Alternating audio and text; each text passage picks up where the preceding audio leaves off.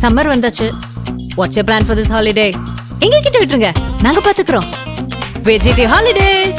GT Holidays, South India's #1 travel brand. அடகில் இருக்கும் தங்க நகைகளை மீட்டு 10 நிமிடங்களில் பிரைம் கோல்ட் ஹப் மூலம் அதிக விலைக்கு விற்க 7997990028 தொடர்பு கொள்ளவும். ஆதனையர்களுக்கு அன்பு வணக்கம். இன்று நம்மோடு மூத்த பத்திரிகையாளர் திருமிகு முத்தலீப் அவர்கள் உள்ளார். வணக்கம் முத்தலீப் சார். வணக்கம். நல்லா இருக்கீங்களா சார்? நல்லா இருக்கேன். மகிழ்ச்சி சார். தமிழ்நாடு அரசியல் களம் ரொம்ப பரபரப்பா இருக்கு. இன்னும் எலெக்ஷனுக்கு ஒரு 10 மாசம் இருந்தாலும் ஒரு எலெக்ஷன் நெருக்கத்துல இருக்கிற ஃபீலிங்ல தான் வந்து தமிழ்நாடு அரசியல் களம் என்பது ரொம்ப இருந்துகிட்டு இருக்கு. தமிழ்நாட்டை பாஜக ரொம்ப ரொம்ப கான்சன்ட்ரேட் பண்றாங்கன்னு தெரியுது. ஒரு 2 மாச இடைவெளிக்குள்ள 2 முறை அமித்ஷா வேற வந்துட்டாரு. பிரதமர் மோடி அவர்களும் வந்திருக்காரு. முதலில் நடந்த கூட்டத்துல NDA ஆட்சி அமைக்கும் அப்படிங்கிற வார்த்தையை அமித்ஷா அவர்கள் சொல்லியிருக்காரு. அதாவது எடப்பாடி பழனிசாமி அவர்களும் அமித்ஷா அவர்களும் ITC கிராண்ட் சோலால பேசும்போதே கூட்டணி ஆட்சி அப்படிங்கிறத வந்து வலியுறுத்துறாங்க. நம்ம பத்திரிகையாளர்கள் திருவி கேட்கிறாங்க, பாஜக MLAக்கள் அமைச்சர் இடம்பெறுவாங்களா? அந்த அளவுக்கு அந்த பிரஸ் மீட்ல கேட்டாங்க. மறுபடியும் கூட்டணி ஆட்சி அமைப்போம்னு அமித்ஷா சொல்லியிருக்காரு. என்ன சார் சிக்னலை எடப்பாடிக்கு கொடுக்க விரும்புறாரு அமித்ஷா? பொதுவாக நீங்கள் பார்த்தீங்கன்னா திமுக அதிமுக 2 கட்சிகளுக்குமே ஒரே கொள்கை தான். ஆட்சியை பொறுத்த வரைக்கும் மெஜாரிட்டி இருந்தால் கூட்டணி கிடையாது அப்படின்றதுல ரொம்ப உறுதி. ஆமாம். இன்னைக்கு கூட ராஜேந்திர பாலாஜி பேசியிருக்காரு, கூட்டணி ஆட்சின்றது கிடையாது அப்படின்னு. ஒருவேளை மெஜாரிட்டி கிடைக்கல, ஒரு 100 சீட்டு ஏடிஎம்கே ஜெயிக்குது, ஒரு 20 சீட்டு இவங்க ஜெயிக்கிறாங்க, பிஜேபி ஒரு ஜெயிக்குது, 10 சீட்டு பாமக ஜெயிக்குது, ஒருவேளை பாமக கூட்டணிலாம் வந்தா அப்படின்னா கூட்டணி ஆட்சி தான். அது யாரும் மாற்ற முடியாது. NDA அலையன்ஸ் தான் சொல்றாரு இவர் அமித்ஷா. ஆனா அந்த மொழிபெயர்ப்பால் மற்றவங்களாம் பாஜக அதிமுக தலைமையில் கூட்டணி அப்படின்ற மாதிரி சொல்றாங்க. நம்ம ஆட்கள் தெரியும்ல, நம்மளுடைய மெயின் ஸ்ட்ரீம் மீடியால இருந்து எல்லாமே அதிமுகக்குள்ள எப்போ பார்த்தாலும் பிரச்சனை தான். அது அதிமுக நாளைக்கே ஜெயிச்சு ஆட்சியை பிடிச்சா கூட அன்னை வரைக்கும் பிரச்சனை தான் ஓட்டுவாங்க. அதிமுக உட்கட்சி பிரச்சனை தான் கொடுத்த அசைன்மெண்ட். நீங்க பாத்தீங்கன்னா பெரிய பெரிய அரசியல் விமர்சகர்கள்லாம் ஒரு 40 MLAவோட SP வேலுமணி வெளியேற போகிறார், 6 அமைச்சர்கள் இவரோட சண்டை, OPS வச்சு கட்சியை இது பண்ண போறாங்க, பாஜக உடைக்க போறாங்க. அப்புறம் செங்கோட்டையன் நடுவில் அப்படி இப்படி ஓடி இருந்தாரு. அவருக்கு செங்கோட்டையனை அதாவது எப்படின்னா எடப்பாடி தூக்கி போட்டு செங்கோட்டையனை வச்சுட்டு இதை பண்றாங்க. நிர்மலா சீதாராமன் பேசிவிட்டார்கள், இந்த மாதிரிலாம் உருட்டுனாங்க. ஏதாவது நடந்ததா? ரெட்டை இலை சின்னம் முடக்கப்படுமா? எப்படி முடக்குவாங்கன்னு கேட்டா அதெல்லாம் உங்களுக்கு தெரியாதுங்க. பாஜக வந்து எது வேணா செய்யும். அது எப்படிங்க செய்யும் சொல்லுங்க? ஏங்க 90% கையில் வச்சிருக்காங்க, எல்லாரும் ஒற்றுமையா இருக்கிறாங்க, எப்படிங்க முடக்குவாங்க? இல்லைங்க, நீங்க பாத்தீங்கன்னா KC பழனிசாமி இது அது எதையாவது கேஸ் இருக்கு அப்படின்றது. ஏன் உரிமைகள் நீதிமன்ற கேஸை தேர்தல் ஆணையம் எப்படிங்க விசாரிக்க முடியும்? ஓகே, கோர்ட்டு கண்டிச்சது ஞாபகம் இருக்குதா? என்ன எங்க வேலை பயன்படுத்திக்கிட்டு நீங்க வந்து தனியா விசாரணை நடத்துவீங்களா? அதெல்லாம் உரிமைகள் நீதிமன்றம் இது, நீங்க இதெல்லாம் தலையிடக்கூடாதுன்ற கோர்ட்டு இது பண்ணுது. அப்போ தொடர்ச்சியாக அதிமுகக்குள்ள எப்போனாலும் பிரச்சனை இருக்கு. இப்போ பாருங்க, ஜெல்லாவில் நீங்க ஜெல்லா இருக்கீங்களா? இங்க திமுக ஜெல்லா இருக்கா? இன்னைக்கு கூட சண்முகம் பேட்டியை கொடுத்துட்டு தொடர்ச்சியா வளைச்சி பேட்டி கொடுத்துட்டு இருக்காரு, நாங்க ஒத்து வர மாட்டோம்னு. காங்கிரஸ் மாவட்ட தலைவர் கூட்டத்தில் 60 சீட்டு குறைஞ்சி வாங்கக்கூடாதுன்னு அவங்க இது பண்றாங்க. திருமாவளவன் 25 சீட்டு குறைஞ்சி நாங்கள் வாங்க மாட்டோம்னு அவர் பேசிட்டு இருக்காரு. முத்தரசன் மட்டும் தான் கொஞ்சம் அப்படியே முட்டு கொடுத்துட்டு இருக்காரு. இவங்க எல்லாம் சேர்ந்தோன்னா அவர் அதில் ஜாயின் பண்ணிக்குவார். இல்லாட்டி ஏதாவது பிரச்சனை ஆயிடுச்சுன்னா தலைவரை நான் பார்த்தீங்களா உங்களுக்கு எப்படி இருந்தேன், விசுவாசமா இருந்தா என்ன போய் அப்படின்ற மாதிரி போயிடுவார். அப்போ இங்கேயும் ஜெல்லு இல்லை. திமுக கூட்டணிக்குள்ளேயே பிரச்சனை அதிகமா இருக்குது. நீங்க நான் என்ன சொல்றேன்னா, இவ்வளவு நாள் ஸ்டாலின், அதாவது கலைஞருடைய மறைவுக்கு பிறகு ஸ்டாலின் தலைவராக பொறுப்பேற்ற பிறகு வெற்றியை மட்டுமே பார்த்துட்டு வந்திருக்காரு. ஆமா, 2019ல இருந்து ஆதிக்கமும் பார்த்தீங்கன்னா அவர்கள் எடுத்தது தான் ஆதிக்கம். 21ல திருமாவளவன் அவர் வாயாலே சொல்றாரு, நான் வந்து ஒரு கனவோட போனேன், அந்த குழு உக்காந்துச்சு, போனோடனே பேசலாமான்னா இல்லப்பா சைடில் ஒரு கதவு உள்ள போ அப்படின்னாங்க. இல்லைங்க நீங்க தானுங்க பேச்சுவார்த்தைக்குள்ள. இல்லை நீ உள்ள போயேன் அப்படின்னு. உள்ள போனா ஆதவ அர்ஜுனும் மாப்பிள்ளையும் இருந்தாங்க. 4 சீட்டு ஆரம்பிச்சு அப்போ 6 சீட்டுனாங்க. ஏங்க அப்பா காலத்துலேயே நான் 10 சீட்டு வாங்கினாங்க. ஆமா, 6 சீட்டு தான் அப்படின்னு ஒன்று என்ன பண்ண முடியும்? வேற வழி இல்லை. வெளியில போனால் மக்கள் நல கூட்டணி, அந்த சைடு ADMK NDAல இருக்குது, ஒன்றும் பண்ண முடியாது. சரி கொடுங்க, எல்லாரையும் 6ல் நிறுத்தினாங்க. எல்லாருக்கும் 6 கொடுத்து நிப்பாட்டிட்டாங்க. காங்கிரஸ் 60 சீட்டு வாங்கிட்டு 2011ல் 3 சீட்டுக்கு சண்டை போட்டாங்க. ஆமா, 63. அந்த காங்கிரஸை 25ல் நிப்பாட்டினாங்க. அவங்க ஏதோ காரணம் சொன்னாங்க, நாங்கள் வந்து 10 வருஷமா ஆட்சியில் இல்லை, அதிக சீட் நிற்கணும், ரைட்டுங்க, நாங்கள் உங்களுக்காக தியாகம் பண்ணுறோம் அப்படின்னு காங்கிரஸ் சொல்லிச்சு. ஆனால் இப்போ அப்படியே நிலைமை. இன்னொன்று, அப்போ போனால் போய்க்கோ அப்படின்னா எங்கே போகிறது? வழி இல்லை. இப்போ விஜய்ங்கிற ஒரு ஆப்ஷன் இருக்கு, அவங்க இருக்காரு. ஆட்சியில் பங்கு இல்லையா, அதிகார பகிர்வு இல்லையான்றாரு. அப்போ இன்னொன்னு பாமக உள்ள கொண்டு வரதுக்கே இவங்க கூட்டணி உடஞ்சிருமோன்னு பயத்துல தான் பாமக அப்படி நிப்பாட்டாங்க. பாமகவை திமுக கூட்டணிக்குள்ள கூட்டு வர முயற்சி பண்ணாங்களா சார்? அதை இப்படி சொல்லலாம், என்டிஏக்குள்ள பாமக இருக்கக்கூடாது. ஓ, என்டிஏல இருந்து பாமக வெளியில இருக்கணும், இழுத்து இங்க கொண்டு வரணும். ஓகே. திருமாவளவன் ஒத்துக்கிறாருன்னா பார்க்கலாம், ஒத்துக்கலைன்னா திருமாவளவன் இழந்தாலும் பரவாயில்ல, அப்படிதான் யோசிச்சாங்க முதல்ல. ஓகே. ஆனால் அவர்கள் உளவுத்துறை ரிப்போர்ட்டு மற்ற விஷயங்கள்லாம் பார்க்கும் பொழுது பாமகக்கும் அதிக எண்ணிக்கையில் சீட்டு கொடுக்கணும். அந்த இது வந்து காங்கிரஸ் வரைக்கும் எதிரொலிக்கும். ரெண்டாவது, இது இந்த கூட்டுக்குள்ளேயே குண்டு வச்ச கதையா போயிடும். திரும்ப வெளியே போயிட்டாருன்னா 2 கம்யூனிஸ்ட் கட்சியும் கூட்டு போயிருவாரு. ஏப்பா நம்ம பழைய கூட்டாளம் எங்கப்பா, மக்கள் நல்ல கூட்டம் வாப்பலாம் தம்பிக்கிட்ட அப்படின்ட்டாங்கன்னா உள்ளதும் சிக்கலாயிடும்ன்றதான் அவனுக்கு கிடைச்ச ரிப்போர்ட். ஓகே. அதற்கு பிறகுதான் அவங்க அப்படியே சைலண்டா இருந்தாங்க. இந்த கேப்ல 2 பேருக்கும் பிரச்சனை ஆயிடுச்சு. அப்பாவுக்கும் பையனுக்கும். என்டிஏ தான் போகணும்னு பையன் முடிவு, இவர் போகக்கூடாது முடிவு. அவருடைய பேட்டியிலே நீங்க பார்க்கலாம், 2024 நடந்தது சொல்லிட்டாரு. 2020 மோடி வந்து கட்சியை நான் பார்த்துக்கிறேன்னு சொன்னான்னு சொல்லிட்டாரு. அப்படின்னா பாஜக மேலே எனக்கு வெறுப்பு இருக்குன்றதை அப்படி காமிச்சிட்டாரு. நிலைமை அப்படி இப்படிலாம் மாறினோன்னா இப்போ கொஞ்சம் மாற்றிட்டு மோடி எனது நண்பர் அதுன்னு இது பண்ணுறாரு. என்ன காரணம்னா சூழ்நிலை அவருக்கு தெரிந்து விட்டது. அவர் கையில் கட்சி இல்லை, கட்சியில் அவர் கையில் போகுது, ஜூனியர் கையில் கட்சி போயிடுச்சு. எல்லாருமே தானே. அவரு குலதெய்வம், இவர் எதிர்காலம். அப்போ எதிர்காலத்தை நோக்கி தான் நகருவாங்க. குலதெய்வத்தை ஒரு கும்பிடு போட்டு எதிர்காலத்தை நோக்கி நகர்ந்தாச்சு. அதனால அந்த இது அப்போ திமுக அந்த முயற்சியை எடுத்தது. ஓகே. ஆனால் இது சிக்கலாயிடணும்னா நிறுத்திட்டாங்க. ஆனால் இப்போ கூட்டணி பேச்சுவார்த்தைன்னு வரும்பொழுது 6க்கு ஒத்துக்க மாட்டேன்னு சண்முகம் பேட்டி கொடுக்கும். ஆமா, 6ன்னா டபுள் டிஜிட் தான் கேட்பாங்க, குறைஞ்சது 10, மேக்சிமம் எவ்வளோ வேணாலும். அதே கேட்கறது தான் சிபிஐ கேட்கும். சொல்லிட்டாரே சார் இன்னைக்கு பேட்டியில வந்து நாங்க வந்து ஏடிஎம்கே டிஎம்கே கிட்ட 20க்கு மேல நாங்க சீட்டு வாங்கியிருக்கோங்கிறத வந்து 21 சீட்டு வாங்கி நின்ன காலகட்டம் உண்டுங்க. 21 சீட்டு வாங்கி நின்று 15 சீட்டு ஜெயிச்சிருக்காங்க. நாங்க வரலாற்றுலயே ரொம்ப ரொம்ப கம்மியான வாங்கின சீட்டு இந்த 6 சீட்டு தான், இந்த எலெக்ஷன் தாங்கிறத சொல்றாரு. இன்னொரு தகவலையும் பதிவு பண்றேன். 98ல் எம்பி எலெக்ஷன் வருது, பிஜேபி கூட ஏடிஎம்கே கூட்டணி, வாஜ்பாய் 1 வருஷம் பாருங்க. அப்போ ஒரு ஓட்டுல கவுத்த ஆட்சி. அது அந்த 98 பார்லிமெண்ட் எலெக்ஷன்ல ஏடிஎம்கே பாஜக கூட்டணி, திமுக மற்ற கட்சிகள் கூட்டணி. சிபிஎம்முக்கு செக்ரட்டரி வந்து சங்கரையா, 1 சீட்டு தான் தருவன்றாரு கலைஞர். இவங்க வழக்கமா 2 சீட் நிற்பாங்க. ஆமா, பழனி மதுரை கேட்டாங்கன்னு நினைக்கிறேன். பழனி மதுரையா கோவை மதுரை ஏதோ ஒன்று கேட்டாங்க, தர முடியாது, ஒரே சீட்டு தான் கலைஞர் பிடிவாதமாக நிற்கிறாரு. இவங்க எவ்வளோ பேசி பார்க்குறாங்க, மாற்று எங்கே இருக்கு அங்கே ஏடிஎம்கே பாஜக கூட. ஆமா. அப்போ என்ன பண்ணுறது, இவங்கள மாதிரி சரி 1 சீட்டு கொடுங்க அப்படிலாம் இல்லை, நாங்கள் 2 சீட்டு தனியாக நிற்கிறோம், மீதி 37 தொகுதியில் உங்களை ஆதரிக்கிறோம். ஓகே. பாஜக அதிமுக வீழ்த்தப்படணும், அதனால் உங்களை ஆதரிக்கிறோம். 2 சீட் நாங்கள் மானம் உள்ளவர்கள், நாங்கள் தனியாக நின்னாங்க. கலைஞர் நெகிழ்ந்து போயிட்டார். மார்க்சிஸ்டுகளுடைய கொள்கை பற்றி நான் பாராட்டுகிறேன் அதுன்னு உருட்டினார்.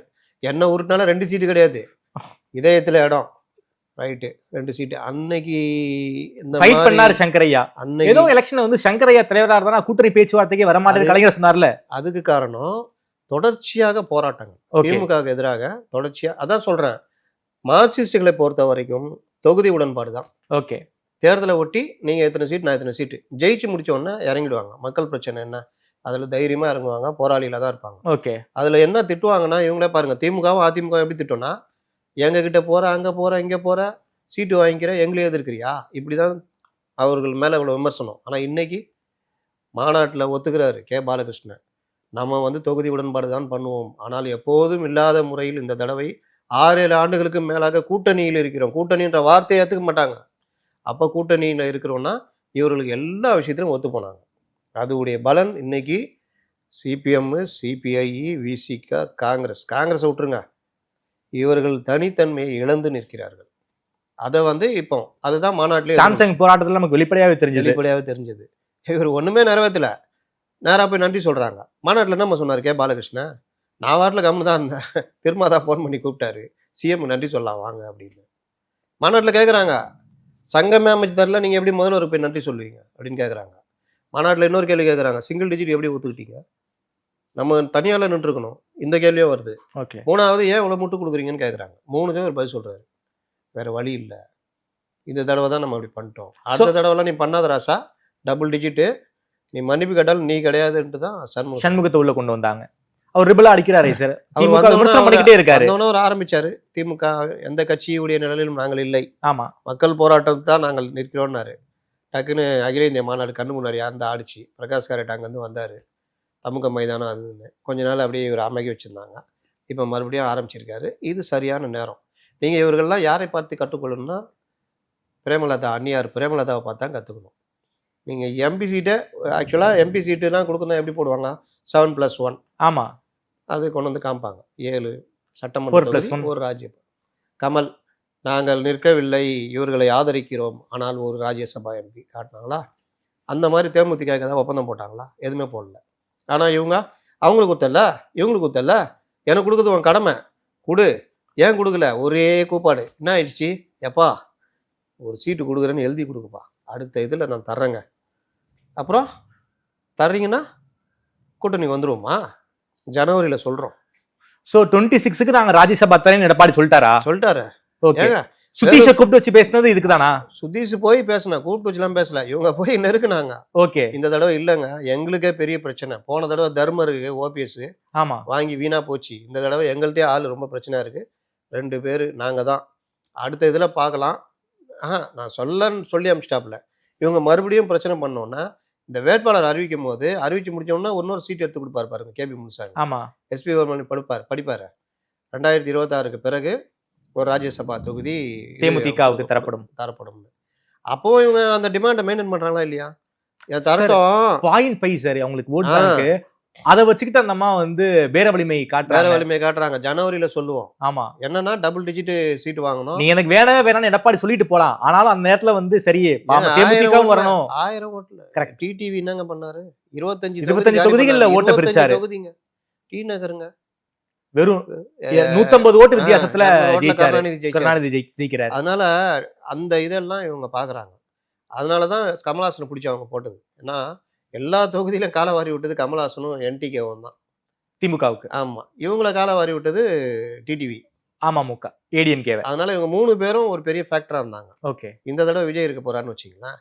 அதனால அந்த டிமாண்ட் பண்ற கலையை விசிகாவோ மற்றவர்களோ அந்நியார பிரேமலதாவை பார்த்து கத்துக்கணும். ஆனா இங்க என்ன நடக்குது? என்னை விஜய் கூப்பிடுகிறார், ஆனால் அந்த கதவை நான் மூடிவிட்டேன். யாரு திரும்ப சொல்றாரு. இவர்களும் என்ன ஆனாலும் கொள்கை கூட்டணி. இவரு முத்தரசு என்ன சொல்றாரு?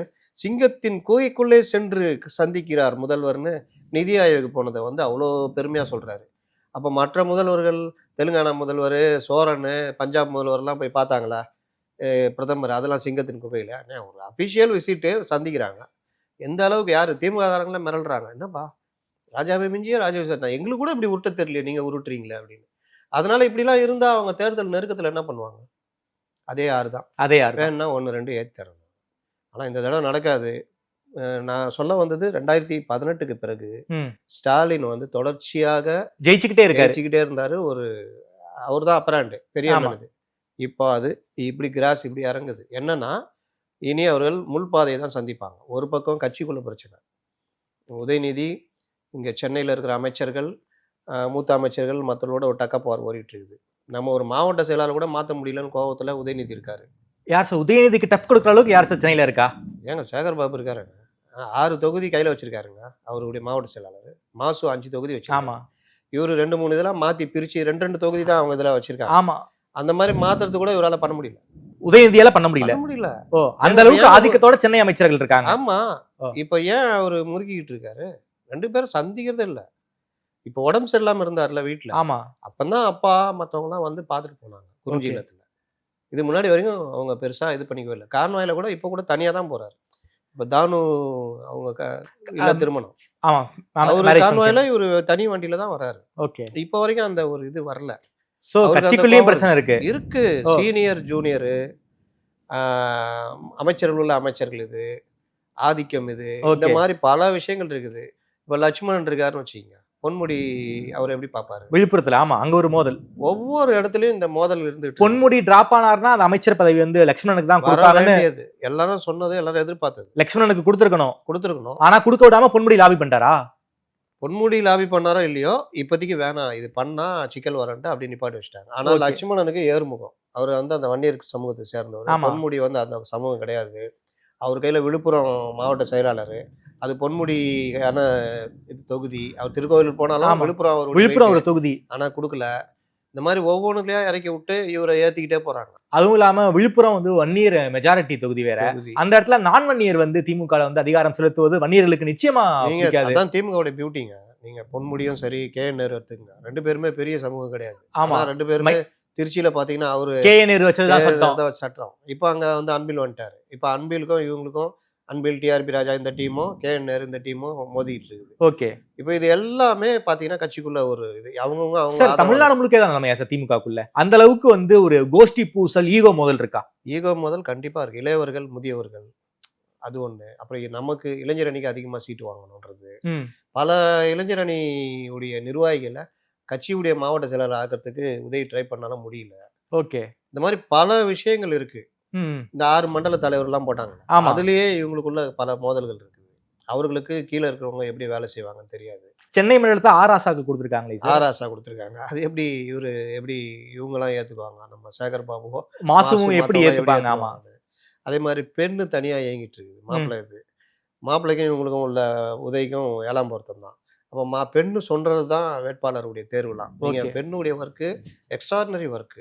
ஓகே. நீங்க பாத்தீங்கன்னா லாஸ்ட் டைம் ஐபேக் எப்படி பார்த்தாங்களோ அதே மாதிரி பெண் இப்ப வேலை பார்த்துட்டு இருக்காங்களா? ஒரு வடிவம் தானே. ஐபேக் இருந்தவங்களும் அப்படியே இது பண்ணி போட்டு ஆதவ எல்லாம் சேர்த்து ரெடி பண்ணாங்க. அப்புறம் ஆதவெல்லாம் வெளியே போனாரு. இந்த பெண் அப்படியே ஸ்ட்ராங்கா உட்காந்துக்குச்சு. ஓகே. எப்படின்னா ஏடிஎம்கேல சசிகலா இவங்கெல்லாம் வந்து வேட்பாளர் தேர்வு பண்ணுவாங்க. ஆமா. அந்த டீம் யாரை முடிவு பண்றாங்களோ அதை ஓபிஎஸும் அதுல ஸ்க்ரூட்னிஸ் பண்ணுவாரு. இதுதான் ஜெயலலிதா போய் டிக் பண்ணுவாங்க. ஓகே. இந்த ஒர்க்கு பெண்ணு கிட்டத்தட்ட டிஎம்கேல பண்ணுது. அங்க எப்படி சசிகலா மனம் கோணாமல் நடக்கணும், இதுல வந்து நம்ம கொஞ்சம் கூட மிஸ் ஆகிடக்கூடாதுன்னு எல்லாம் எப்படி ட்ரை பண்ணுவாங்களோ அது மாதிரி இப்போ பெண்ணுக்கு பெண்ணுடைய மனம் கோணாமல் பெண்ணுக்கிட்ட நல்ல பேர் வாங்கணும், நமக்கு நல்ல சர்டிஃபிகேட் கிடைக்கணும் அப்படின்ற இதுல இப்ப எல்லாருமே கிட்டத்தட்ட இதாயிட்டாங்க. ஓகே. அப்படின்னா பவர் யாருக்கிட்ட இருக்கு? பெண்ணுக்கிட்ட தான் இருக்கா? பெண்ணுக்கிட்ட தான். அதாவது மாப்பிள்ளை கிட்ட இருக்கு. மாப்பிள்ளை கிட்ட இருக்கு.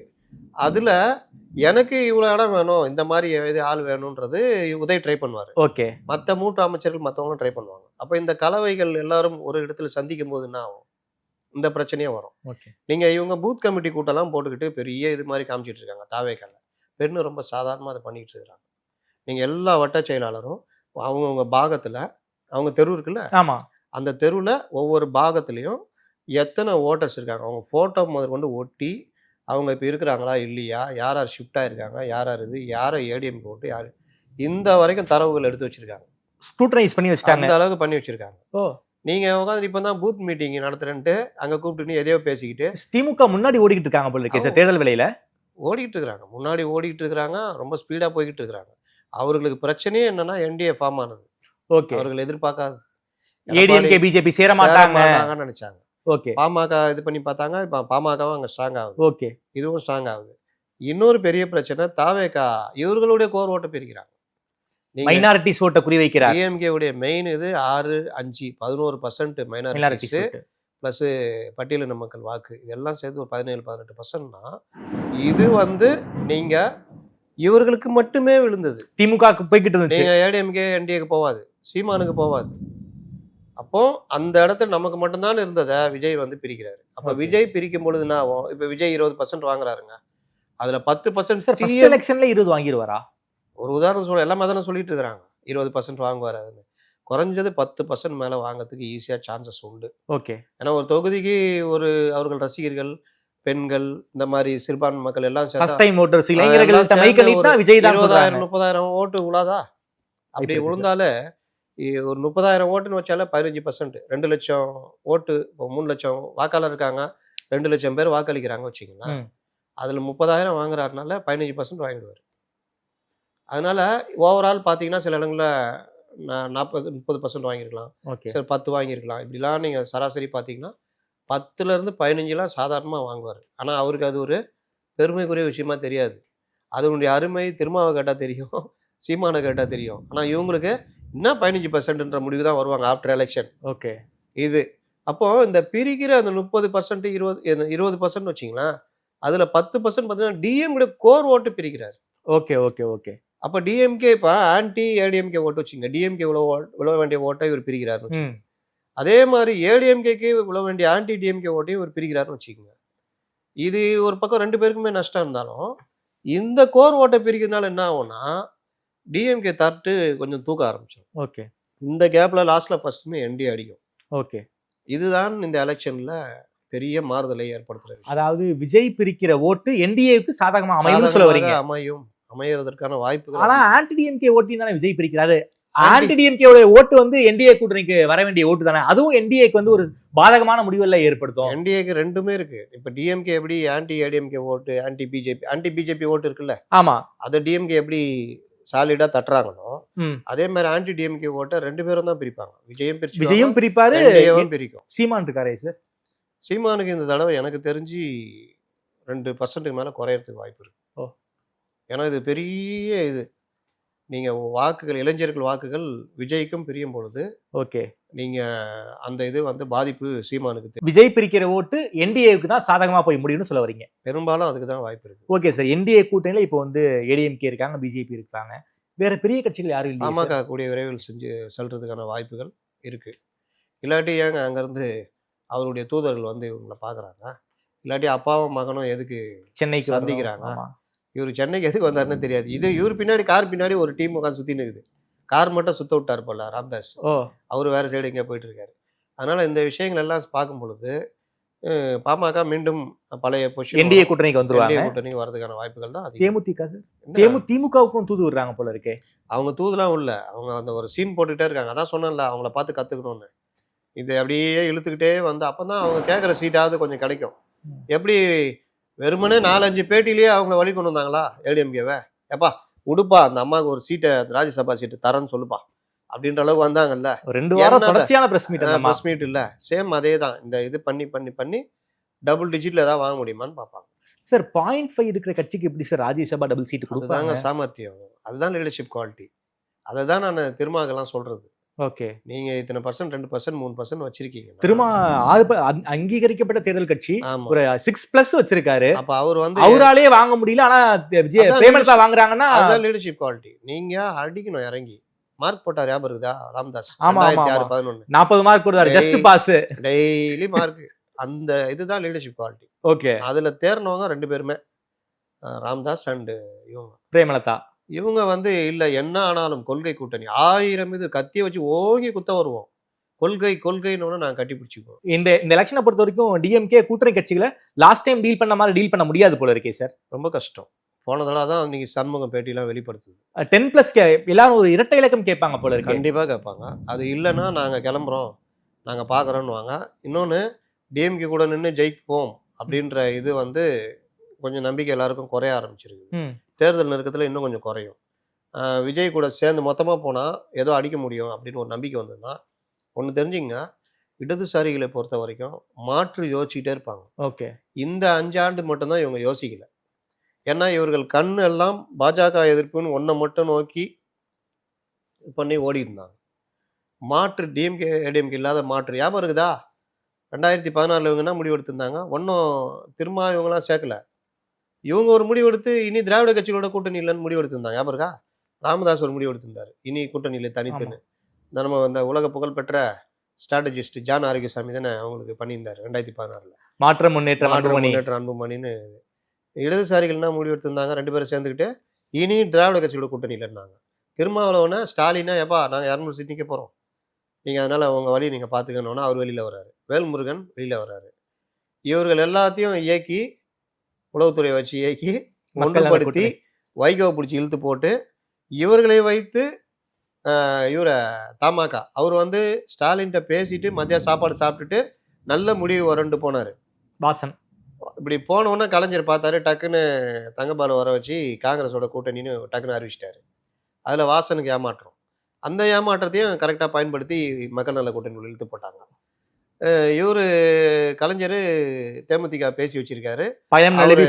ஆமா, அவர் வந்து துணை முதல்வர் கேட்டுட்டு இருக்காரு, இல்ல ஆட்சியில பங்கு எதை கேட்டுட்டு இருக்காரு. பேசிக்கலான்னு கலைஞர் அப்படியே உருட்டிக்கிட்டு கிட்டத்தட்ட முடிச்சு உள்ள கொண்டு வரது 45 சீட் அதே தரம்பா நில்லுப்பா அப்படின்ற கொண்டு வர நேரத்துல இவர்களே போய் இந்த டீமு இவங்க தான் என்ன நினைச்சிட்டாங்கன்னா, அப்ப இவர் இருந்தாரு சுனில், இப்ப இருக்காரு அவரு, நம்ம 200 சீட் ஜெயிச்சிடுவோம்னு ஒரு ப்ரொபகண்டா பண்ணி இவர் தேவையே இல்லை, திருமாவளவனே நீ வெளியில போய் சொல்றவங்க எப்படி அவரை கேப்டனை உள்ள வச்சுப்பாங்க. அப்ப கேப்டனை வந்து போய் சீன்ற வெள்ளம் பண்ணும் பொழுது அவர் பாக்குற, ஐயோ நம்ம கட்சியை ஏற்கனவே ஜெயலலிதா கொஞ்சம் காலி பண்ணாங்க, இவங்க வேற என்ன வேணாம் அப்படின்ட்டு தான் அவரும் அங்க போய் முடிவு எடுக்கிறாரு. அவருக்கு உடல் நலம் பாதிக்கப்பட்டிருக்க நேரம் ஒரு தெளிவான முடிவு எடுக்க முடியும். அதுலதான் மக்கள் நல கூட்டணி ஃபார்ம் ஆகுது. ஓகே, அதனால இடதுசாரிகள் என்ன முடிவு எடுப்பாங்கன்னா, எப்பவுமே 2 இது இல்லாம மாற்று ஏதாவது வருதா ஆப்ஷன்ஸ் வச்சுக்கிட்டே இருப்பாங்க. நியாயப்படி பார்த்தா அவங்க தாவேக்காக்கு இது பண்ணணும். Signal- தாவேக்காவும் அதுக்குரிய தகுதி இல்ல. ஏன்னா அவர்களும் பாத்தீங்கன்னா பெரிய திண்டுக்கல் பூட்டா வாங்கி பூட்டி வச்சுட்டு எனக்கு அதான் சார் சந்தேகமா இருக்கு. ஜனநாயகன் ஷூட்டிங் முடிச்ச பிறகு விஜய் தீவிர அரசியலுக்கு வந்துருவாரு, மக்களை நோக்கி போவாரு அப்படின்னு சொல்லப்பட நிலையில எந்த ஒரு செயல்பாடுமே தெரியல. கட்சி ஆரம்பிச்சிட்டீங்க, ஒரு 2 வருஷம் ஆயிடுச்சு, ஒரு பெரிய அப்டேட் நமக்கு வந்த மாதிரியே தெரியல. ஏன் சார் போட்டி இருக்கா, பொறாமை இருக்கா? விஜய், புஷி ஆனந்த் தெரியுது, அதுக்கப்புறம் இப்ப ஆதவர்ஜுனா தெரியுது, அதுக்கப்புறம் ஜானத் தெரியுது, மற்றபடி யாரையுமே நமக்கு தெரிய மாட்டேங்குது. ஏன் ஒரு இந்த மௌனமா இருக்காங்க? நீங்க ஃபர்ஸ்ட் எங்க இருந்து புள்ளி ஆரம்பிக்குதுன்னா விஜய்கிட்ட இருந்து தான். சரி, விஜய் ஏன் கட்சி ஆரம்பிச்சேன்னு அவருக்கே தெரியாது. அவரை பொறுத்த வரைக்கும் திமுக வரக்கூடாது, ஆரம்பிச்சா நம்ம முதலமைச்சர் ஆயிடுவோம்னு நினைச்சிட்டாரு. சரி, அதுக்கேற்ற மாதிரி இவர் ஜானை கொண்டு போய் விட்டோம்னா ஜான் ஒரு படம் காமிச்சிட்டாரு. ஜான் எப்படிப்பட்ட ஆளு? அன்புமணி ராமதாஸ்கிட்ட மாற்ற முன்னேற்ற நீங்க தான் முதல்வர்னு கோட்டு சூட்லாம் மாற்றி விட்டு இங்கே மைக்கெல்லாம் மாட்டி விட்டு கீழே இருந்து ட்ரோல் மெட்டீரியலாக மாற்றி விட்டு ஒரு ஃபெயிலியர் மாடல். அவர் சித்தராமையா பாவம் முதலமைச்சராக இருந்தார், சிஎம், அவரை எதிர்கட்சி தலைவர் ஆகிட்டு வந்துட்டாரு. இவர்கிட்ட ரஜினிகிட்ட போனார், சீமான்ட்ட கொஞ்ச நாள் இது ரஜினிகிட்ட போனார். ரஜினிகிட்ட ஒரு பெரிய பட்ஜெட் போட்டு படம் காமிச்சோன்னா ரஜினி ஏற்கனவே 2 மைண்டில் இருந்தார், கட்சியை ஆரம்பிக்கலாமா வேணாம் வேணும். அவர் நடுவில் அவர் கழட்டி விட்டார். ஓபிஎஸ்ட்ட போனார், தர்மயுத்தம் 2. இவர் கொடுத்த பட்ஜெட்டை பார்த்து அவர் எப்பா நானே பண்ணிடலாங்கப்பா கிளம்புன்ட்டு இது பண்ணிட்டாரு. இப்படியே இருந்தவரை தான் கொண்டு போய் விஜய்கிட்ட நிப்பாட்டுறாங்க. விஜய்க்கு எதுவும் தெரியாது. அவர் என்ன பண்ணுறாரு, கூட்டு வந்த ஆளும் இந்த அருண்ராஜ் இந்த மாதிரி ஆட்கள் தான் கொண்டு போய் விடுறாரு. அப்போ அவர் பெருசாக நினைக்கிறாரு, ஓ நீங்கள் எதுன்னு. இவர் ஸ்ட்ராட்டஜியுடைய ஒர்க்குன்னா இந்த கட்சியை அடுத்த கட்டத்துக்கு என்ன நகர்த்து, பண்ணணும், கட்சியை எங்கேஜா வச்சுக்கிறது. ஆனா ஒரு பார்ட்டி மெம்பராகவே இருக்காரே சார் அவரு ஜானு. அதான் சொல்ல வரேன். அடுத்து அவர் விஜய்கிட்ட கேட்குற இது என்னன்னா, பார்ட்டிக்குள்ள ஆட்களை சேர்க்கறது கொண்டு வரது இதெல்லாம் நான் பாத்துக்கிறேன்றாரு. எந்த தலைவரும் ஒத்துக்க மாட்டாங்க. ஆமா, நிச்சயமா ஒத்துக்க மாட்டாங்க. வேலையை உன் வேலை ஸ்ட்ராட்டஜி, நீ அதை பண்ணி கொடுத்து போன்னு சொல்லணும். ஒரு பில்டிங் கட்டுறோம், இன்ஜினியரை கூப்பிட்டு கட்ட விடுறோம், கட்டி முடிச்சா சார் யார் வாடகை வைக்கணும் நான் பார்த்து இது பண்றேன்னா, நிச்சயமா கட்டி முடிச்சா கிளம்பியா யார் வாடகை வைக்கணும் எனக்கு தெரியணும். ஆமா, அப்போ இந்த வேலையை அவர் பண்ண உடனே என்ன பண்றாரு, அவரு கொஞ்சம் விளையாட ஆரம்பிக்கிறாரு. புஷி ஆனந்துக்கு இன்செக்யூரிட்டி. என்ன சார் சொல்றீங்க? ஆமா, வேற என்ன, நீங்க அவருக்கு மன்ற வேலைகள்ல சிறப்பா செயல்படுவார், நல்ல ஆர்கனைசர்னு பேர் இருக்கு. தாண்டி பொலிட்டிக்கலா ஒண்ணுமே தெரியாது.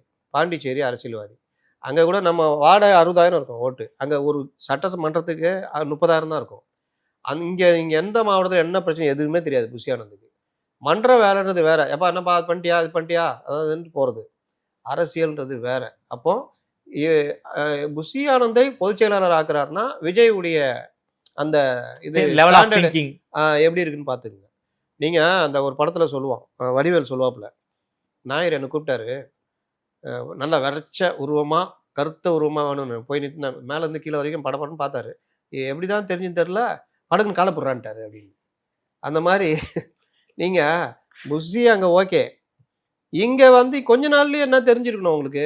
என்னப்பா நீ ஒண்ணுமே பண்ண மாட்டேங்கிற, எதுவும் பண்ண மாட்டேங்கிற, நான் தான் ஷூட்டிங்ல இருக்கேன், நீ ஏதாவது பேசுறது பேட்டி கொடுக்குறது ஏதாவது ஒண்ணு ஆக்டிவா வச்சுக்கணும் கட்சியை.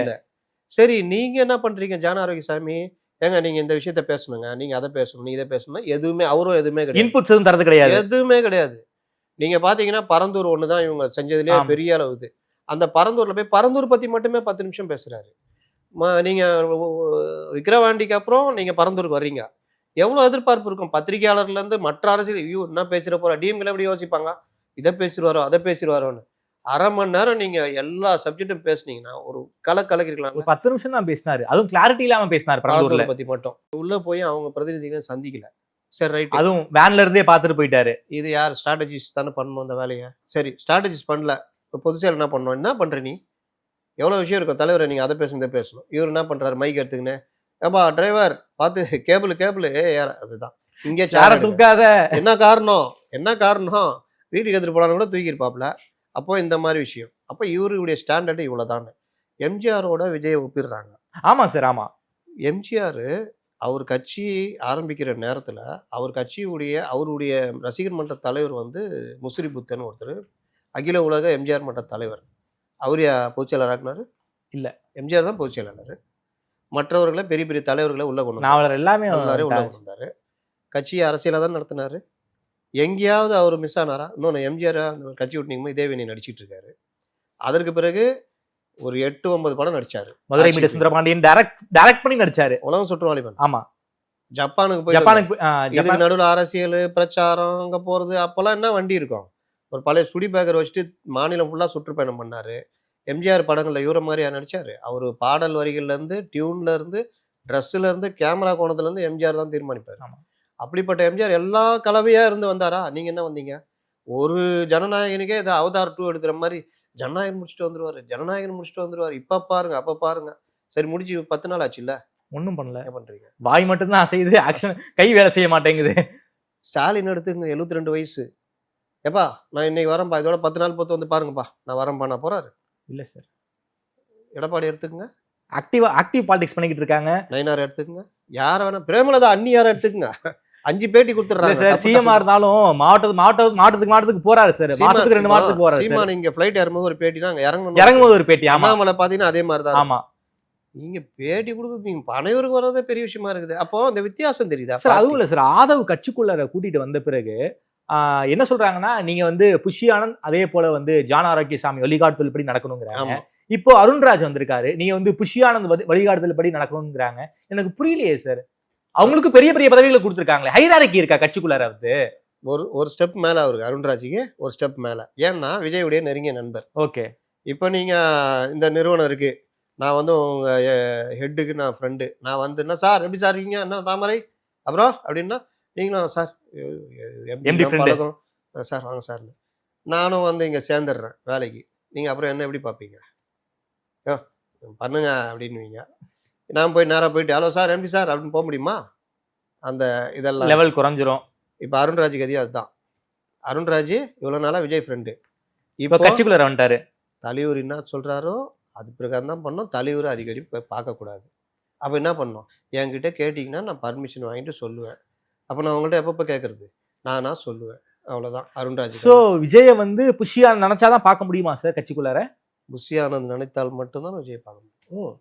யாருக்கும் பர்மிஷன் கிடையாது. ஆதவ அர்ஜுனா தலைகள்னு தண்ணி குடிச்சிட்டாரு. ஏங்க பிரபகண்டா செக்ரட்டரியில் அவர்? ஆமா. என்ன வேலை, தேர்தல் காலம் இது. ஆமா. இப்போதான் மாவட்டமாக சுற்றுப்பயணம் பண்ணி அங்கே அணிகளை அமைச்சு, ஏன்பா இந்த மாவட்டத்தில் என்ன பிரச்சனை, இந்த பிரச்சனை இதை எடுத்து போராட்டம் நடத்திக்கிட்டாரு, இந்த இது பண்ணு அதை பண்ணு இது பண்ணி, இந்த மாவட்டம் அடுத்து அந்த மாவட்டத்துக்கு வரப்பா எல்லா பிரச்சனையும் எடுத்து இப்படியே சுற்றணும். போராட்டங்கள்லாம் இங்கே ஃப்ளைட் ஏறும்போது ஒரு பேட்டி, இறங்கும்போது ஒரு பேட்டி, இப்படிலாம் பண்ணணும்னு நினச்சார் ஆதவ அர்ஜுன். தலைவரை கேட்காம எதுவும் பண்ணக்கூடாது சார். பிசிகால இருக்கும்போது அவ்வளவு பவரோட இருந்தார் சார் ஆதவ அர்ஜுனா. அவ்வளோதான். தாவேகாக்கு வந்த பிறகு பியூஸ் பண்ண பல்பு மாதிரி இருக்காரு. பீஸை பிடிக்கிட்டாங்க, அவ்வளோதான், ஒன்றும் பண்ண முடியாது. பிசிகால இருக்கும்போது திமுக விசிக விரிசல் ஒரு மிகப்பெரிய ஒரு கழக நாயகனா இருந்தார் சார். அந்த இதை கொண்டு வந்தது உங்களாலதான், நானா எங்களாலதான் நீங்க. ஆமா, அதுதான் உண்மை. இன்னைக்கு ஒண்ணுமே இல்ல. இன்னைக்கு கம்முனுக்கு பின்னாடி நின்றுக்கிட்டு இது பண்றது.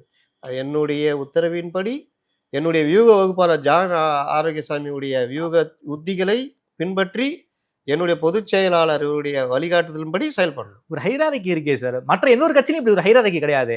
நேத்தி வந்து அதிகாரத்தை வந்து ஆர்எஸ் ஒரு பிரஸ் மீட் தராரு, முந்தானத்தி வந்து ஆர்எஸ் பாரதி பிரஸ் மீட் தராரு, பார்த்தா கனிமொழி எங்க போனா பிரஸ் மீட் தராங்க.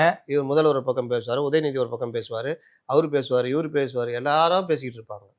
எல்லாரும் ஒரே இதுல பேசிக்கிட்டு இருப்பாங்க. ஆனா இங்க டிஃபரன்ஸ் ஆஃப் ஒப்பீனியன் தான் இருக்காங்க போல இருக்கு. யாரை காலை பிடிச்சி யாரை இழுக்கலாங்கிற ஒரு மைண்ட் செட் தான் இருக்காங்க போல இருக்கு. யாரும் இது பண்ணக்கூடாது. நீங்க வந்துட்டீங்கன்னா அவர் இதயத்துல இடம் போட்டுச்சுவீங்க. இன்னொன்று கட்சிக்குள்ள நீங்க மீடியால கிடியாலும் பெரிய ஆள் ஆயிட்டீங்கன்னா அப்புறம் நான் என்ன பண்றது? அதனால யாரும் எதுவும் பண்ணக்கூடாது. தலைவர் என்ன சொல்றாரோ அதுதான் நம்ம வழி. அப்படின்னா கட்சி மோசமா போயிருமே. அவ்வளோதான். பெண்ண நல்லா வருது. இவங்க எல்லாம் அந்த சமூக வலைதளத்துல தான் உருட்டிட்டு இருக்கிறாங்க. அதை தாண்டி மாவட்டங்கள்ல நீங்க 3 லட்சம் போஸ்டிங்கே உள்ள கட்சிக்குள்ளேயே போட வேண்டியது இருக்குன்றாங்க. நான் ரொம்ப சிம்பிளா கேட்குறேன், அதிக இளைஞர்களை கொண்ட கட்சி அது டிவிகே தான். இளைஞர் அணி இருக்கா? இல்ல சார். மகளிர் மாணவர் அணி, அட்லீஸ்ட் தொழிற்சங்கம் இல்ல. சிஐடியு, ஏஐடியூசி, எல்பிஎஃப், ஐஎன்டியூசி, உங்களுக்கு என்ன இருக்கு? நான் கமலஹாசன் கட்சியில கூட ஒருத்தர் இருந்தாருங்க. நாம் தமிழர் கட்சியில கூட ஒரு தொழிற்சங்க பிரிவு இருக்கு சார், வச்சிருக்காங்க. தொழிற்சங்க பிரிவு இல்லாம எப்படிங்க இருக்க முடியும்? நீங்க ஒரு இடத்துல இப்போ போக்குவரத்து தொழிலாளர் இருக்காங்க, அவங்க விஜய் ரசிகரா இருப்பாங்க, விஜய் கட்சியில இருப்பாங்க. போக்குவரத்து தொழிற்சங்கம், தாவேகா போக்குவரத்து தொழிற்சங்கம், தாவேகா மின்வாரிய தொழிற்சங்கம், தாவேகா மருத்துவர் சங்கம் இருக்கணுமா வேணாமா? இருக்கணும். என்னங்க பண்றீங்க பொதுச் செயலாளர்? இளைஞர்கள் அதிக இருக்கிற கட்சியில ஒரு இளைஞர் அணி நிர்வாகி இல்லைங்க, மாநில நிர்வாகி. இதை கேட்டானா இவர் யார் தெரியுமா? அப்படியே சுட்டி மணிக்கு ஏடிஎம்கே கொண்டு போகலான்னு ட்ரை பண்ணுறாரு அப்படின்னு விர்ச்சுவல் வாரியர்ஸ் வந்து அடிப்பாங்க. ஓகே, நீங்கள் ரொம்ப சிம்பிள் தான். இதெல்லாம் விஜய்க்கு தெரியாதா சார்? இவ்வளவு பிரச்சனை இருக்குங்கிறது விஜய்க்கு தெரியாதா, இல்ல விஜய் நோட்டீஸ் பண்ணாம இருக்காரா? நோட்டீஸ் பண்ணாமல் தான் இருக்காரு தலைவர். அவருக்கு என்னங்க அரசியல் தெரியும்? அவருக்கு இந்த மாதிரி நிர்வாக அமைப்புகள்லாம் தெரியுமா? இதை பண்ண வேண்டிய ஆள் யார்? 2 பேர். ஒன்று ஜான் ஆரோக்கியசாமி, இன்னொன்று இவர். ஏன்னா ஜான் ஆரோக்கியசாமி தானே பர்மிஷன் வாங்கிறீங்க, நான் அதை பண்ணுறேன் இதை பண்ணுறேன்னு. அப்போ கட்சியில் இந்த போஸ்டிங் எல்லாம் போடணும், இளைஞரணி ஃபுல்லாக இது பண்ணணும், டக்குன்னு இறங்கணும். தூத்துக்குடியில் இன்னைக்கு வரைக்கும் மாவட்ட செயலாளர் ஆக்னல் இருக்கிற வரைக்கும் போட மாட்டாங்க. ஆக்னல் எங்கேயாவது கோச்சிட்டு கீச்சிட்டு டிஎம்கே ஏடிஎம்கே போன அப்புறம் தான் போடுவாங்க. ஏன்னா ஆக்னல் தான் அவங்களுக்கு ஒரே எதிரி. எனக்கு தெரிஞ்சு தமிழ்நாட்டில் தாவேகாவை உயிர் போட வச்சிருக்குன்னா ஆக்னல் தான். நான் சொல்றேன் விஷயம் தெரிஞ்சவங்க சார், விஷயம் தெரிஞ்சாங்க. அரசியல் பயிலரங்கெல்லாம் நடத்தி இது பண்ணி வச்சு. ஆனால் அவங்களுக்கு பிடிக்காது. காளியம்மாள் விஷயம் தெரிஞ்சவங்க, ஒரு ஐகான். அவங்க நினைச்சா 10 ஒன்றும் இல்லை சார். மாவட்டம். ஜெகதீஷ் சார், அவர் இன்னைக்கு எங்க இருக்காருன்னு தெரியல. ஜெகதீஷ் டிபேட்ல பேசிக்கிட்டு இருந்த ஜெகதீஷ் வந்து அவர் வெளியில அரசியல் விமர்சகரா பேசிட்டு பேசியிருந்தாரு. இருக்கு. எங்களுக்காக வந்து பேசுங்கன்னாங்க. அப்புறம் நல்லா பேசுறியே. ஆமா சார் நல்லா பேசுறேன், எல்லாரும் பாராட்டுறாங்க. ஆமா பாராட்டுறாங்க, இனிமேல் பேசாது. கடைசியா அந்த தந்தி டிவி மக்கள் மன்றம் ரொம்ப சூப்பரா பேசியிருந்தாரு சார். அவ்வளவு நான் அதுக்கு நேரடியா நான் போயிருந்தேன், அவ்வளவு ரெஸ்பான்ஸ். அதுக்கப்புறம் ஆள் எங்க போனாருன்னே தெரியல. அவ்வளவுதான். நல்லா பேசுனா பிடிக்காது. நம்ம சிடி நிர்மல்குமார் தலைவரை பேட்டி கொடுத்தேன், ஏடிஎம் கூட கூட்டணியே இல்லைன்ட்டேன், பாஜக கூட எந்த காலத்துல கூட்டணி இல்லைன்னு. வைரல் ஆயிடுச்சு தலைவரை. வைரல் ஆயிடுச்சா? ஐயோ செம்ம, இனிமேல் பேசாதீங்க சார். அவ்வளவுதான். ஏடிஎம்கேல அவரு நல்ல ஐடிவிங் பாத்துக்கிட்டு இருந்தாரு சார். அவ்வளவுதான். இங்க கம்முன்னு பார்த்துட்டு இருக்க வேண்டியதான், அப்படியே மோட்டோ வழியே பார்த்துட்டு இருக்க வேண்டியதான். அப்படி இப்படி இவ்வளவு பிரச்சனை இருக்கு. நேற்று எத்தனை பேர் சேர்ந்தாங்க? 4 பேர் சேர்ந்தாங்க. 3 ஏங்க, அந்த படம் பார்த்தீங்களா? ஒரு 7-8 பேர் நிற்பாங்க. ஆமா, ஒரு 5-6 பேருக்கு மட்டும் போட்டிருக்கு. கடைசியில் இந்த ஓரமும் 2 பேர் நிற்பாங்க. அவங்க யாரு? அவங்க சேர்ந்துருக்காங்க. ஆனால் அவங்களுக்கு யாரு ஏதாவது ஒரு அறிவிப்பு வந்துச்சா? இல்லை. அதுக்குள்ளே உள்குத்து இருக்குது. இந்த மாதிரி அதாவது இந்த இது சொல்லுவாங்க மற்ற சார், இதெல்லாம். விஜய் தன்னுடைய ஃப்ரெண்ட்ஸை வச்சுக்கிட்டு கட்சி நடத்தணும்னு நினைக்கிறாரா? ஆடிட்டருக்கு ஒரு பொறுப்பு கொடுத்துட்டாரு, ஆ. அவருடைய அட்வொகேட்டுக்கு ஒரு பொறுப்பு கொடுத்துட்டாரு, ஃப்ரெண்ட் அருண்ராஜுக்கு ஒரு பொறுப்பு கொடுத்துட்டாரு. ஃப்ரெண்ட்ஸை வச்சுக்கிட்டே வந்து கட்சியை ஓட்டிடலாம். கமலாசன் நடத்தினார்ல, ரஜினிகாந்த் நடத்தினார்ல. ரஜினிகாந்த் கட்சி ஆரம்பிக்கிறாரு, லைக்கா படம்லாம் நடிச்சிட்டு இருக்காரு. தமிழ்குமரன் முன்னாடி ஒருத்தர் இருந்தார், ராஜ்மகாலிங்கம். ஆமா, நல்லா பண்ணுறான் சார், இது சார் சார் நல்லா பண்ணுறீங்களே தம்பி, நம்ம மண்டபத்துக்கு வந்துடுங்க, நீங்கள் தான் போச்சு இல்லைனார். பட்டாரா? இவர் பேட்டை ஷூட்டிங் போனால் இங்கே இங்கே வியாபாரம் பார்க்க ஆரம்பிச்சிட்டாரு. ஒன்று இழுத்து மூடு, இன்னைக்கு ராஜ்மகாலிங்கம் கண்ணிலே படக்கூடாதுனாரு. லைக்காவும் போச்சு, ரஜினியும் போயிடுச்சு. இன்னைக்கு ராஜ்மகாலிங்கம் எங்கே இருக்காரு? அடுத்து என்ன பண்ணாரு? என் கட்சி ஆரம்பிச்சிட்டாங்க, என் கட்சியில் வந்து இவர் தான் போச்சு இல்லை. உங்க பேர் என்ன சார்? உங்கள் பேர்? அர்ஜுனமூர்த்தி. கமலாசன் என்ன பண்ணார்? இவர் அவர் பேர்னா நாசருடைய ஒய்ஃபு ஸ்ரீபிரியா, மகேந்திரன். இது அந்த மகேந்திரன் பரவாயில்ல, அவராவது அவர் தொகுதியில் ஏதாவது செல்வாக்கா வச்சுருந்தா, அவர் தொகுதியில் நான் நிற்கிறேன்னு போய் நின்று அவரையும் காலை வாரி போட்டு இவரும் விழுந்து லாஸ்ட்டில் ஒன்றும் இல்லாமல் போயில மகேந்திரன் ஜெயிச்சிருப்பாரு. அவரும் திமுக இப்போ வந்துட்டாரு. இப்போ கமலுமே எப்படின்னா ஒரு இதில் சொல்லுவாங்க, ஒரு கம்பெனில இருந்து 2 வேலைக்காரங்களும் மேனேஜரை மறைச்சிக்கிட்டு போயிட்டாங்க. லாஸ்ட்டில் மேனேஜரும் போய் அந்த கம்பெனியில் அந்த மாதிரி ஆயிப்போச்சு. நீயா மந்தையில் பிரிந்த 2 ஆடுகள் ஒன்றாக சந்தித்த போது பேச முடியவில்லையே. நான் நீயாவது அங்க இங்க பாத்தியா, நான் வெயிட் நான் அப்படின்ற லெவல் தான் இன்னைக்கு இது. அதனால கமலாசன் எப்படி கட்சி நடத்தினாரு, சேம் அதே தான் இவங்க. அதனால இவர்கள் இதை தாண்டி அடுத்த கட்டத்துக்கு நகரத்துக்கான ஏற்பாடு இல்லை. இதுக்குள்ள பாத்தீங்கன்னா 234 தொகுதிக்கு வேட்பாளர் போடணும். ஆள் இருக்காங்களா சார்? தேடுறாங்க, ஆளை தேடிட்டு இருக்கிறாங்க. நீங்க ரொம்ப சிம்பிளான கால்குலேஷன் சொல்றேன். இன்னைக்கு சின்ன ரொம்ப இது பண்ணா கூட ஒரு தொகுதிக்கு 5 கோடி ரூபாய் செலவு பண்ணணும். நிச்சயமா. ஆமா, ஒரு சட்டமன்ற தொகுதிக்கு 234 5 1000 கோடி. இவர் சொல்லிட்டாரு, 1 பைசா கட்சியிலிருந்து கொடுக்க மாட்டோம், கட்சிக்கு தான் நீங்க கொடுக்கணும். எது? வேட்பாளர். அப்புறம் எங்க இது யார் வருவா? எவனாவது இந்த டிஎம்கே ஏடிஎம்கே இல்லாம 1 மாசத்துக்கு அப்படியே தாவேக ஏதாவதுன்னு போட்டுட்டு மீடியா முன்னாடிலாம் இது பண்ணலாம், இவ்வளோ பணம் செலவழிச்சா இவ்வளோ வேலை இருக்குதுன்னா அந்த மாதிரி ஆட்கள் வருவாங்க. ஓகே, அவ்வளோதான். இன்னொன்று சொல்கிறேன், டிஎம்கே ஏடிஎம்கே கூட அந்த அளவுக்கு பண்ணுமான்னு தெரியாது. டிஎம்கே தட்டி தூக்குவாங்க மாவட்ட செயலாளர்கள். தூக்குவாங்களா மாட்டாங்களா? அது உங்களுக்கு கை வந்த கலை சார், திராவிட கட்சிகளுக்கு 2 பேருக்குமே. தம்பி என்னப்பா கஷ்டப்படுற, என்ன அது மாதிரிண்ணா அந்த கான்ட்ராக்ட் எடுத்துக்க, நீ வந்து நம்ம கட்சிக்கு தம்பி என்ன எத்தனை வாங்க தம்பி, வாழ்க்கையிலே பார்க்காது இருக்கும். என்ன ஓகேண்ணா தம்பி, நீ அப்படியே இரு, பார்த்து பண்ணிக்கோ. வேட்பாளர் காலியாக வாங்க. நீங்கள் வேட்புமனு தாக்கல் இருக்குல்ல, அது ஒரு கலை. ஆமாம், திமுக எல்லாம் பார்த்தீங்கன்னா ரெடியாக இருப்பாப்புல. ஒரு அட்வொகேட் விங் வாங்க இங்கே இருக்கும். அது ஒரு எப்படி ஒரு 20-30 தேர்தல் ஒர்க் பண்ணிருக்கோம். அங்க போய் அந்த அந்த வேட்புமனு தாக்கல் வாங்குறாரு அதிகாரி, அவருக்கே பல விஷயம் தெரியாது. தெரியாது, இவங்க எடுத்து கொடுப்பாங்க. அப்படின்னுவாங்க. அந்த மாதிரி இங்க என்ன பண்ணுவாங்க, தம்பி என்ன நீ 3 போட்டிருக்க, எம்மு தானே இனிஷியலு, இல்லை சார் தமிழ்ல மூ, அதெல்லாம் இல்லை, நீ போய் ஒரு என்ஓசி வாங்கிட்டு வா, இவன் போயிட்டு வரதுக்குள்ள வேட்புமனு தாக்கல் தான் நடக்கும். திருமங்கலம் ஃபார்முலா. ஆமா, காலி பண்ணுவாங்க. இதெல்லாம் மீறி பண்றது உங்கள்ட்ட என்ன இருக்குது? இந்த பாருங்க, அவர் அருண் ராஜேஷ் சேர்த்துக்கிறாங்க. 100 நாள் வேலை வாய்ப்பு திட்டத்தை பத்தி அவர் ஏதோ எழுதியிருக்காரு போல, அதுக்கு எதிராக எழுதியிருக்காரு போல. நேற்று ஒரு ரிப்போர்ட்டர் கேட்குறாப்புல, நீங்க அதை நல்லா படிச்சு பாருங்கன்றாரு. அதுக்கப்புறம் ஜனாதிபதி ஆட்சி தான் பெஸ்ட்டு, ஒரு மாநிலத்தில் ஜனாதிபதி ஆட்சி கொண்டு வரது நல்லதுன்ற மாதிரி எழுதியிருக்காரு போல. அதை ஒருத்தர் கேட்குறாங்க, அதுக்கு வந்து நம்ம விரிவாக பேசுவோன்றாரு. அப்போ இவர்கிட்ட அந்த ஒரு அந்த பியூரோக்ரசி மைண்ட் செட் தான் இப்போ வரைக்கும் இருக்கு. அதிகாரிகள் தான், அவர்கள் என்றைக்கும் மக்களோட ஒட்ட மாட்டாங்க. அப்போ அந்த அதிகாரிகளை கொண்டு வந்து பொறுப்பில் போட்டு பாலிசியை நீ முடிவு பண்ணால் அது எப்படி இருக்கும் அந்த கட்சி?